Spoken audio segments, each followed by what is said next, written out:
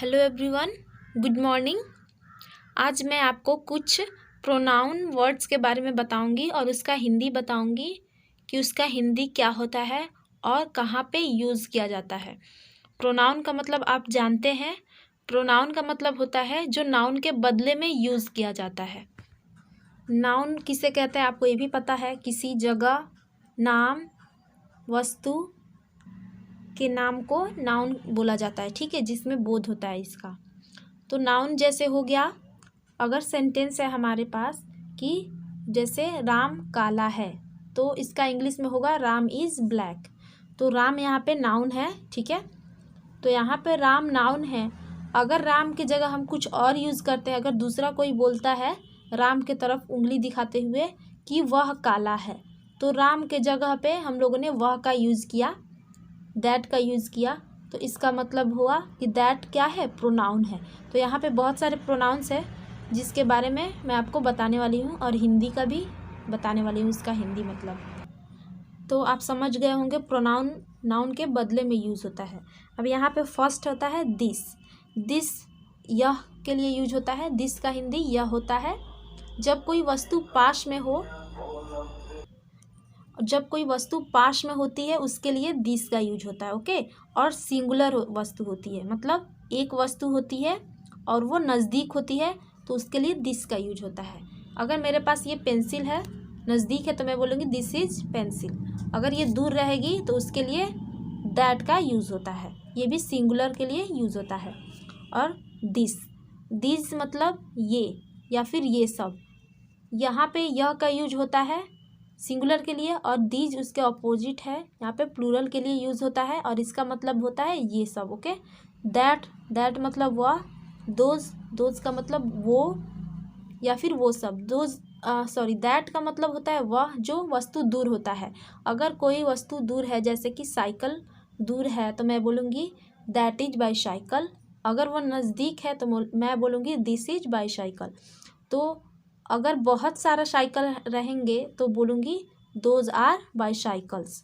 तो यहाँ पे मैंने बताया ये दैट और दोज जो होता है वो दूर के लिए यूज़ होता है, लेकिन ये सिंगुलर के लिए यूज होता है और ये प्लूरल के लिए यूज होता है। और सिंगुलर में इज लगता है, ठीक है, और प्लूरल में आर का यूज़ होता है।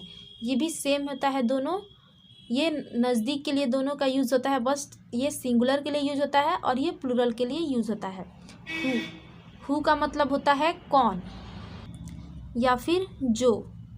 हु का मतलब कौन होता है या फिर जो होता है। यहाँ पे मैंने लिखना छोड़ दिया है। तो यहाँ पे जब हु का यूज़ होगा उसके लिए सेंटेंस बनते हैं, प्रश्नवाचक सेंटेंस होते हैं। कौन जाने, हु नोज जैसे होता है। तो यहाँ पे कौन जो है होता है, यहाँ पे प्रोनाउन है जहाँ पे हु का यूज़ होता है। एक और जगह हु का यूज़ होता है जिसका मतलब जो होता है। जैसे अगर सेंटेंस रहता है यह एक लड़की है जो आम खा रही है, ओके।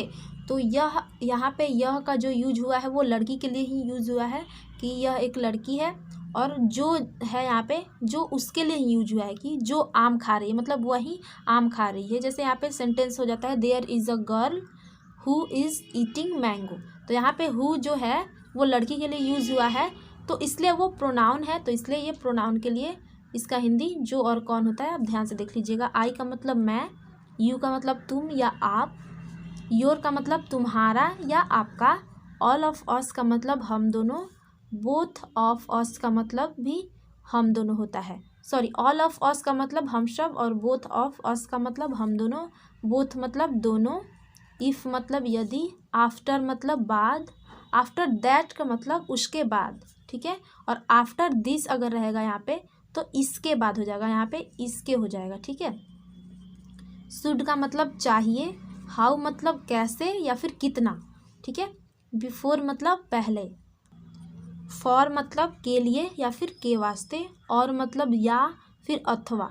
क्वेश्चन आता है, क्वेश्चन नंबर फर्स्ट, जैसे क्वेश्चन दे दिया रहता है और लिख के फिर एक और क्वेश्चन दिया रहता है, मतलब ये बनाइए अथवा ये बनाइए, इसका मतलब अथवा।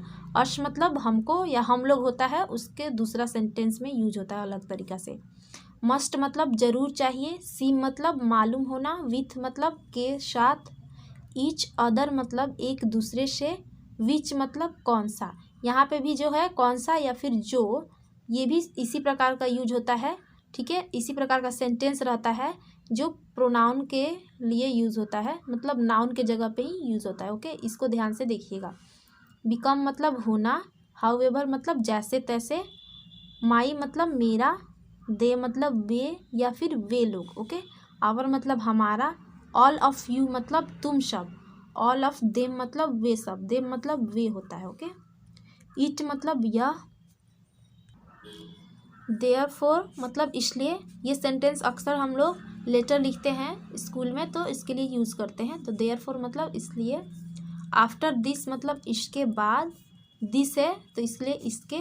आफ्टर दैट मतलब उसके बाद।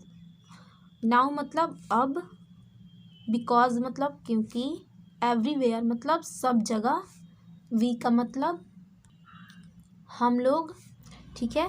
तो यहाँ पे ही जो होता है वो लड़का के लिए यूज़ होता है, मेल के लिए होता है। अगर यहाँ पे कोई लड़का खड़ा है तो मैं बोलूँगी ही इज़ अ बॉय।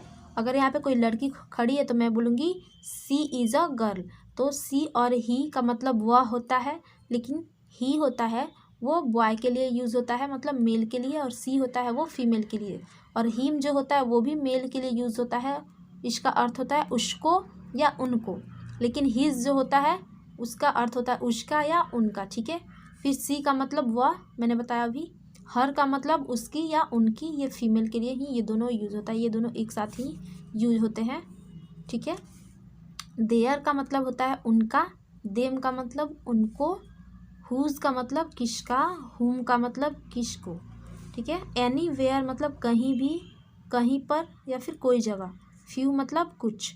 तो ये आप अच्छे से सेंटेंस, सॉरी जितने भी वर्ड्स है आपको अच्छे से लिख लेना है और अच्छे से याद कर लेना है। बहुत सारे सेंटेंस में आते हैं तो आप समझ नहीं पाते, तो इसलिए अच्छे से ये याद कर लीजिएगा। ये सब प्रोनाउंस है।